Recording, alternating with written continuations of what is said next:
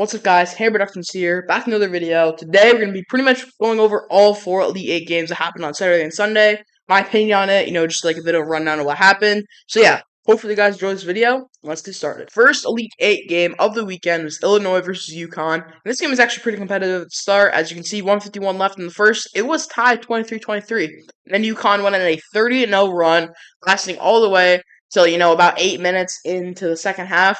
And this really showed that UConn can, it can keep it close with some teams, or I should say that they got some weaknesses, but at the same time, they can absolutely destroy teams. This was insane. I thought this game was gonna be close, and when it was when it was at that, 23-23, we got like, oh, we got a game, and then it was just an embarrassing showing by Illinois and just an amazing showing by UConn. And yeah, I don't think there's any team that can beat UConn, besides like something crazy happening. I think UConn's, on track to go back to back. Second game of Saturday, and the second game of the Elite Eight was Clemson versus Alabama. Alabama prevailed, winning 89-82. And honestly, I think this was such a great game. The score, I guess it seems like a little bit of a, high margin, but this game was really competitive. But as you can see, when Alabama got the lead in the second half, they didn't really lose it. Like, Clemson had this lead right here when they were up by 13. That point, I was like, Clemson's going Final Four. They look awesome right now. And then, Alabama just kept, they just took the lead and stuff, and then they just didn't really let it up. I thought, Clemson played a good game. I just thought Alabama just simply just played better than them, and that's just the way it is. I think Clemson's a really good team. Obviously, Joe Girardi used to be on Syracuse, so it's cool to see him, having success in the tournament. The Shefflin guy right here is really good as well. PJ Hall is really good. They got a good future, especially after, this run right here. It gives them tons of confidence, gives them tons of recruits because their coach is a really good coach. So, yeah, both teams are, looking really good in the future. I think Alabama's got, I think they got a chance to pull off an upset versus UConn. It's going to be tough, but I think their shooting is really well, and I think if they can just try to control the game, just keep this lead or just control the game pretty much like they did against Clemson this entire second half, keeping the lead. I think they will do good against UConn. The third game of the Elite Eight and the first game of Sunday was Tennessee versus Purdue, and Purdue won 72-66. And I thought this was a good game. I just wish Tennessee would have won. And I'm not trying to be a hater to Purdue here, but they get so many foul calls. Like, Purdue had 33 free throws attempted. Like, that's ridiculous. And Tennessee only had 11. Zach Edey, 22 free throws attempted. I'm not saying all these aren't fouls. Obviously, some of these are fouls. They got to stop the big man somehow. But at the same time, a lot of these calls are pretty bad. A lot of these calls don't seem like the right call. They could just let him play. And I'm not trying to say that these refs favor Purdue, but in all the Purdue games I've seen, it just feels like no one can touch the guy. No one can do anything.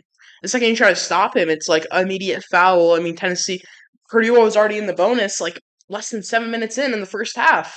And, I'm not mad because, again, this doesn't count. I did have Tennessee going championship game in my bracket, but I really don't care because I'm not a fan of either of these teams. I'm just noticing a pattern of foul called, just bad calls, obviously, by the referees. But again, it's whatever. I mean, if it's a foul, then, they're referees, they're trained, but it just seems a little weird that there's so many fouls being called in this tournament, especially, when Purdue plays. But I think Purdue has what it takes to go, all the way.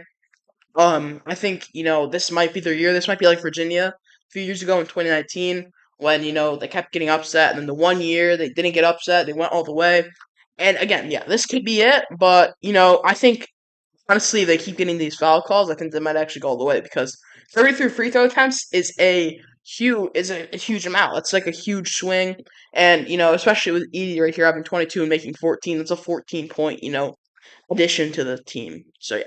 Congrats, Purdue. But hopefully in the next game, they do better officiating. The fourth game of the weekend and the final game of the Elite Eight, we had NC State beating Duke by double digits, winning by 12, 76-64.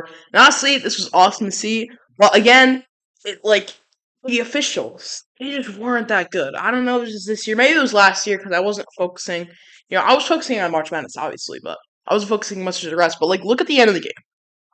Look how much points are being scored. Free throw, free throw, free throw. And even some of the fouls, I was rooting for NC State in this game. Even some of the fouls, DJ Burns was getting, these and ones, they weren't really fouls. They just weren't really fouls. I'm excited to see the DJ Burns, Zach Edey matchup on, I think they're playing on Saturday. So yeah, I'm really excited to see that. Honestly, I think that's gonna be a good matchup. I honestly hope NC State beats Purdue, so we can see like an NC State making a run. That'd be awesome to see because again, their story was ridiculous. 5 games in 5 days. Won the ACC tournament. If they didn't win the ACC tournament, they would have missed the tournament. And I didn't think they were gonna do that well in the tournament, like the actual tournament, March Madness. I thought their luck was just gonna run out, but no, they beat Texas Tech, they beat Oakland, they beat Marquette, and they just beat Duke to go to the Final Four.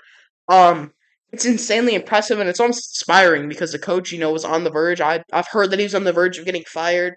He wasn't doing that well, and he does this and they succeed really well. And I just think this is awesome to see. So yeah, I'm rooting for NC State. I think the entire world is rooting for NC State right now. So honestly, I hope they win the tournament, and it would be awesome to see because I think, in my opinion, this would be one of the best Cinderella runs of all time. If they end up making the championship or even winning the entire thing. Thank you guys for watching till the end of the video. Hopefully you enjoyed it. If you did, make sure to hit the like and subscribe button. I'll see you tomorrow for another Hand Productions video.